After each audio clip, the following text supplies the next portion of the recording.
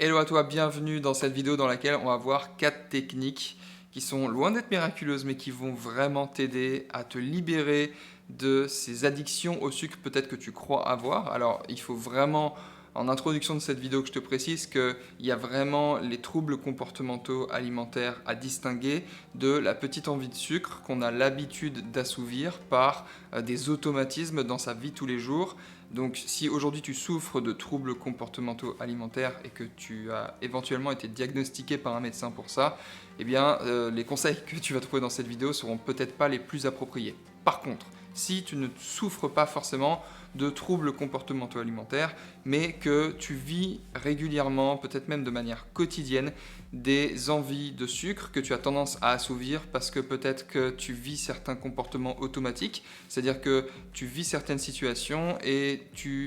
qui vont déclencher des envies de sucre et une fois que tu as vécu cette situation, tu vas assouvir cette envie de sucre ou peut-être que ce n'est pas forcément des aliments sucrés d'ailleurs, uniquement sucrés, peut-être qu'il y a aussi de la graisse et du sel dans ces aliments souvent.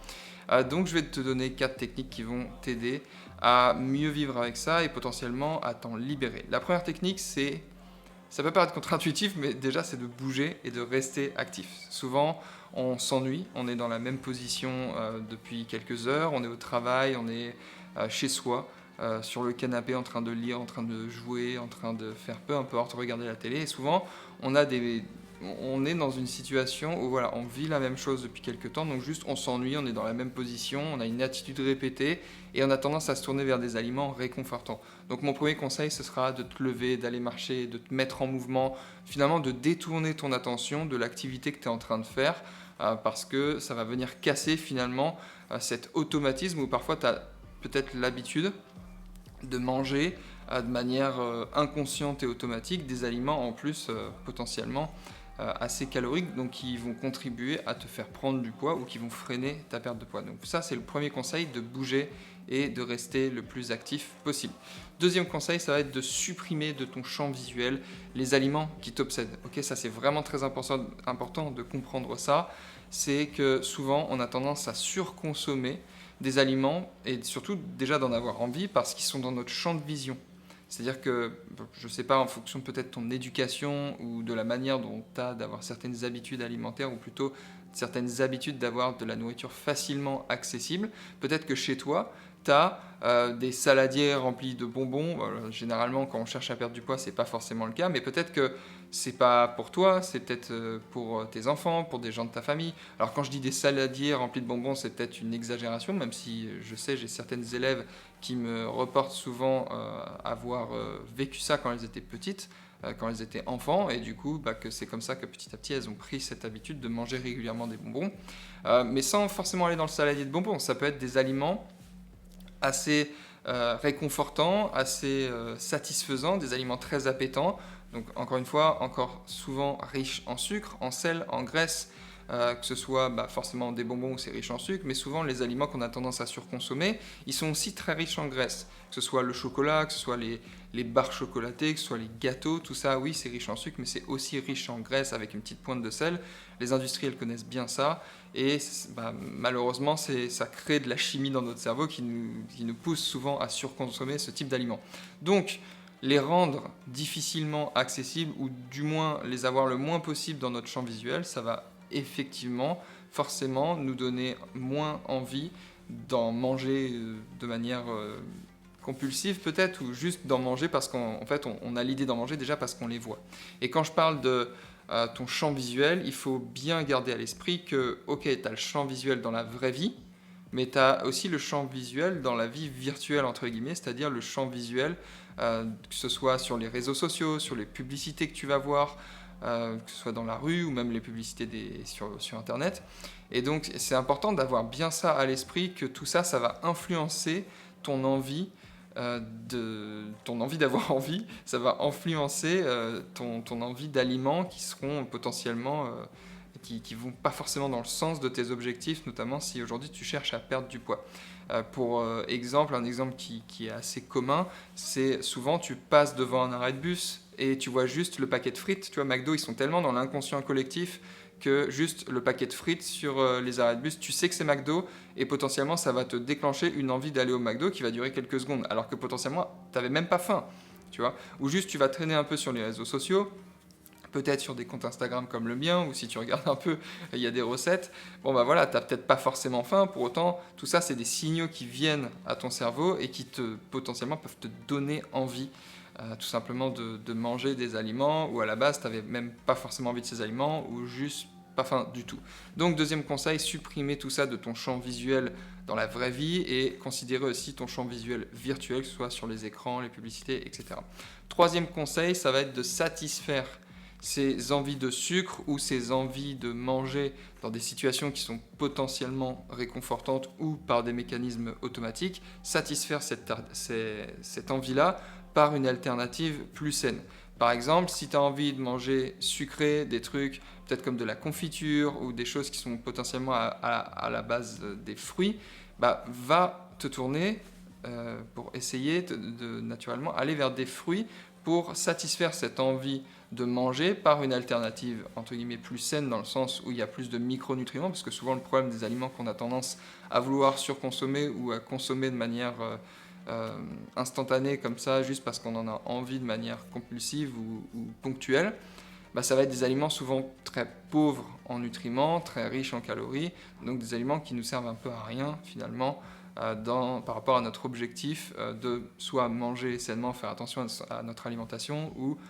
perdre du poids, perdre de la graisse. Donc pour ce conseil, c'est très simple, essaye de satisfaire cette envie par une alternative plus saine. Tourne-toi vers des fruits, vers des choses qui auront tendance à t'amener davantage de micronutriments. Alors forcément, ça veut pas dire que si tu as envie de chocolat, tu vas trouver un chocolat plus sain, parce qu'il n'y a pas de chocolat sain ou malsain, ou plutôt... Enfin, en soi, le chocolat, c'est pas un mauvais aliment, c'est toujours, comme dans tous les aliments, tu le sais, c'est la surconsommation de ce genre d'aliments qui peut être problématique. Donc par exemple, si tu as envie de chocolat, essaye de te faire peut-être un chocolat chaud. Bon, alors là, je sais que c'est l'été en ce moment, mais tu peux très bien faire un chocolat chaud, le laisser refroidir, et ça te fait une boisson au chocolat qui sera évidemment bien moins calorique que du chocolat, et ce sera peut-être pas moins satisfaisant. Si tu digères le lait de vache, bah, tu te fais un chocolat chaud avec du cacao en poudre, tu mets pas de sucre, ou alors tu mets un édulcorant comme le sucralose qui va rajouter 0 calories, et les édulcorants, petit aparté, comme le sucralose notamment, sont sans danger pour la santé. Il y a pas mal de littérature scientifique qui appuie ça, donc il ne faut pas en avoir peur, je sais qu'ils sont souvent diabolisés. Donc voilà, tu te fais un chocolat chaud avec du lait, même du lait écrémé, tu vois, si tu veux économiser un peu de calories pour avoir une version du lait un peu plus faible en matière grasse, du lait écrémé avec du cacao et un peu d'édulcorant, bah ça va te permettre déjà, ça va être pas mal d'avoir finalement un peu le goût du chocolat, mais de prendre l'équivalent d'une tasse. Alors attention quand même, c'est des calories liquides, ça va très vite de boire des calories en grande quantité du fait que ce soit des calories liquides, mais entre manger une demi-tablette de chocolat où tu prends plusieurs centaines de calories et boire un mug de chocolat chaud et le déguster, bah forcément il y a un monde en termes de nombre de calories par rapport à tout ça. Donc l'idée c'est pas de supprimer les aliments, c'est quand tu peux le faire, de te tourner vers une alternative qui sera plus intéressante d'un point de vue micronutriments. Entre du chocolat simple et du lait avec un peu de cacao, tu viens rajouter des protéines qu'il y a dans le lait qu'il n'y a pas dans le carré de chocolat. Ou alors quand tu viens manger un fruit par rapport à si tu as envie juste d'un petit goût sucré, bah, tu vas venir chercher des vitamines, des minéraux, des fibres, là où si tu prends juste des bonbons, tu n'auras pas grand-chose. Et pour autant, ça peut très bien te satisfaire ponctuellement de prendre un fruit à la place du chocolat. C'est peut-être juste que, sans trop réfléchir, tu auras tendance à te tourner vers, encore une fois, les aliments les plus facilement accessibles que tu as sous la main, que ce soit chez toi ou au travail, et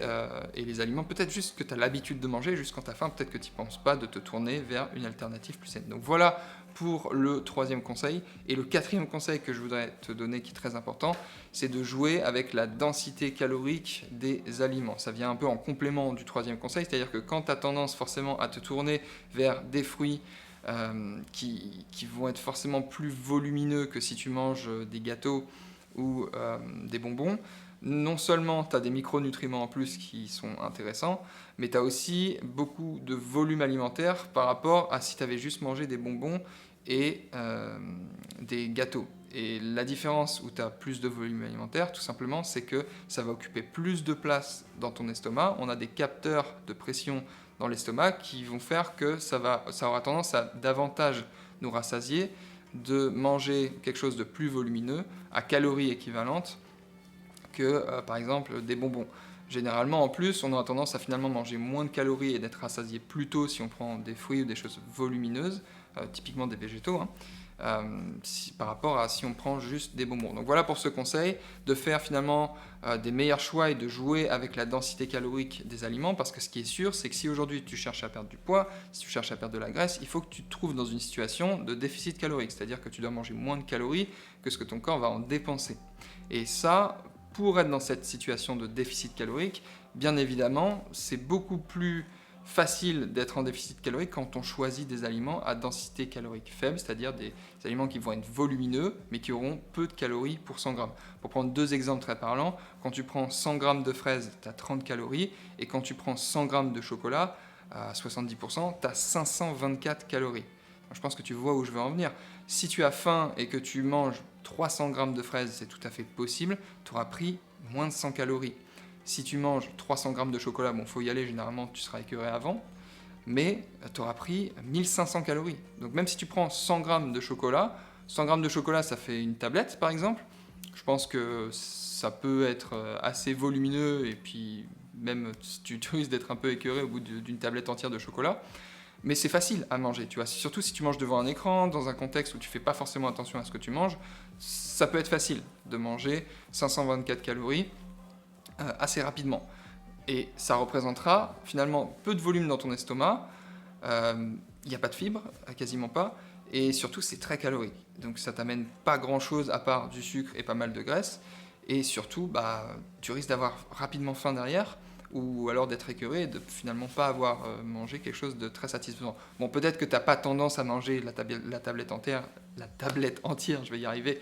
et peut-être que tu manges que 20-30 grammes de chocolat, mais 20-30 grammes de chocolat, si tu divises 524 par 3, ça fait déjà un bon 180 calories. 180 calories, si tu prends l'équivalent pour reprendre l'exemple des fraises, 180 calories de fraises, ça fait combien? Si 600 grammes, ça fait 30, tu vois, ça fait 600 grammes, c'est énorme. Donc ça peut vraiment aller dans ton sens, de sélectionner, de porter évidemment de l'attention. Étant donné que tu veux être en déficit calorique pour déclencher la perte de graisse, ça peut être vraiment intéressant de commencer à prêter attention, sans forcément compter les calories, mais déjà à sélectionner de manière plus stratégique des aliments qui auront une densité calorique faible et tout simplement qui vont prendre plus de place dans l'estomac, t'amener généralement plus de vitamines, de minéraux, de fibres, de micronutriments en règle générale, tout simplement parce que les aliments qui prennent le plus de place dans l'estomac, qui sont le plus faibles d'un point de vue densité calorique, c'est souvent les fruits, souvent les végétaux, que ce soit les fruits, les légumes, contrairement par exemple aux oléagineux, où on a tendance pareil à se dire « Ah bah c'est sain, c'est des noix, etc. » Les oléagineux, c'est plus de 600 calories pour 100 grammes.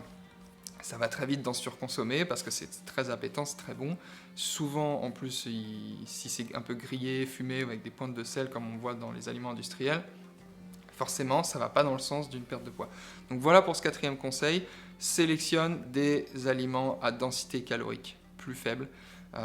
Ça te permettra d'aller plus facilement vers tes objectifs de perte de graisse. Voilà, j'espère que cette vidéo t'a plu et qu'elle t'a aidé à y voir plus clair sur comment tu peux faire pour mieux gérer tes envies de sucre, de manière à ce que ça vienne plus te déstabiliser et freiner tes résultats en termes de perte de poids. D'ailleurs, si ton objectif c'est de perdre du poids de manière durable et que tu sais plus trop par où commencer parce que tu as essayé plein de choses, bienvenue, tu es au bon endroit. Et la première étape, c'est d'aller voir ma formation offerte dans laquelle je te dévoile les 4 étapes à implémenter pour devenir une battante et faire en sorte que la perte de poids ne soit plus un sujet dans ta vie. Tu retrouves le lien en description de cette formation qui est totalement gratuite et je te dis à très vite dans une prochaine vidéo. Ciao!